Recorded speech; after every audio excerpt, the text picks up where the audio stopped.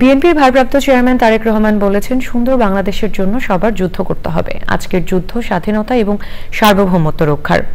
বিএনপির প্রশিক্ষণ বিষয়ক কমিটির উদ্যোগে রাষ্ট্র কাঠামো মেরামতের ৩১ দফা ও জনসম্পৃক্তি শীর্ষক মানিকগঞ্জ, নরসিংদী ও মুন্সিগঞ্জ জেলার প্রশিক্ষণ কর্মশালায় প্রধান অতিথির বক্তব্যে তিনি বলেন, রাজনৈতিক ও অর্থনৈতিকভাবে একটি সুন্দর বাংলাদেশ গড়ে তুলতে সবার প্রস্তুতি নিতে হবে।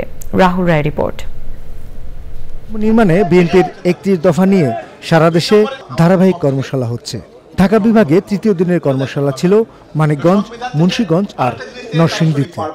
কর্মশালায় ছিলেন কেন্দ্রীয় নেতারাও।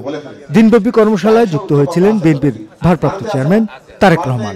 এখন সংগ্রাম, দেশের স্বাধীনতা রক্ষার সংগ্রাম, সার্বভৌমত্ব রক্ষার সংগ্রাম, একই সাথে দেশ গড়ার সংগ্রাম শুরু হয়েছে।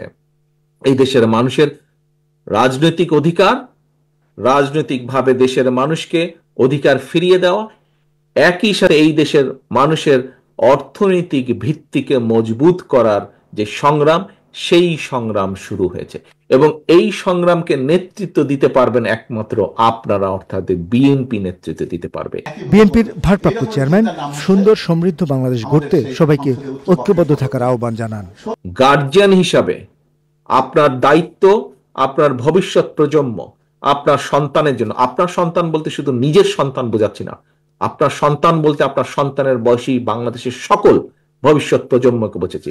তাদের জন্য একটি নিরাপদ, রাজনৈতিকভাবে অর্থনৈতিকভাবে একটি নিরাপদ বাংলাদেশ গড়ে তুলতে হবে। আপনাদেরকে, আমাদের সকলকে গড়ে তুলতে হবে। আসুন আমরা নিজেদেরকে তার জন্য প্রস্তুত করি।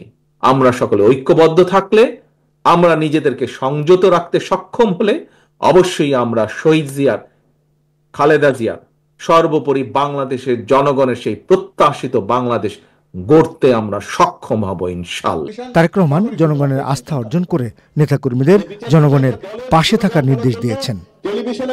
রাহুল রায়, চ্যানেল আই, ঢাকা।